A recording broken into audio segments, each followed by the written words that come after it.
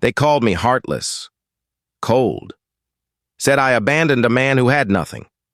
But that's not the whole story. And maybe when you hear it, you'll understand why I did what I did and what it cost me. I run a small roadside motel in Colorado. Quiet place. Been in my family for decades. I took it over after my dad passed. One foggy evening, a man showed up carrying nothing but a beat-up suitcase and wearing shoes full of holes. He asked, "One night, I'll pay tomorrow." I looked him over. Thin, pale, shivering. My gut said no, but my father's voice echoed in my head. "Never turn away a man in the cold, not if you can sleep warm." So I handed him the key to room 6. That was my first mistake. The next morning he was gone. Room spotless. No note, no payment, just the suitcase, left behind. I opened it, expecting clothes or maybe a wallet I could use to ID him. But inside, stacks of letters, hundreds, all unopened, all from the same sender, a woman named Evelyn. I read the top one. "Please come home. I forgive you. Our daughter asks about you every day." Another. "You left without a word. I don't care why. Just come back." Over 10 years of letters never opened. I was stunned. I didn't know whether to be angry, heartbroken, or both. So I made a choice. I wrote Evelyn. Told her everything. 3 weeks later, a car pulled up.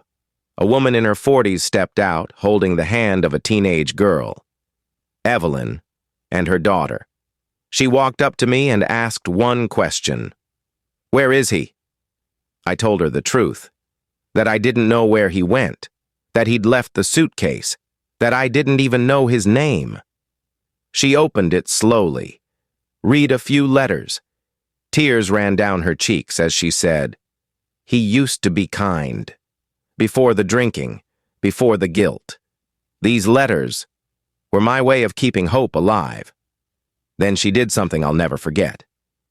She left the suitcase with me and said, "If he ever comes back, tell him we forgave him. Long ago." A full year passed, and then, on a quiet Sunday, I heard a knock. Same man, thinner, eyes sunken, voice softer. I brought out the suitcase.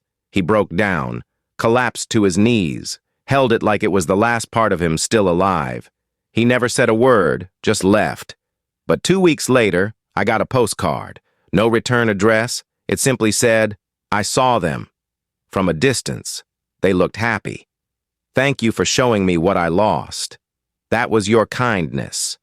And this is my redemption." Sometimes kindness isn't about fixing people. It's about leaving the door open, in case they ever come back. You might miss out on our next interesting stories if you are not following us.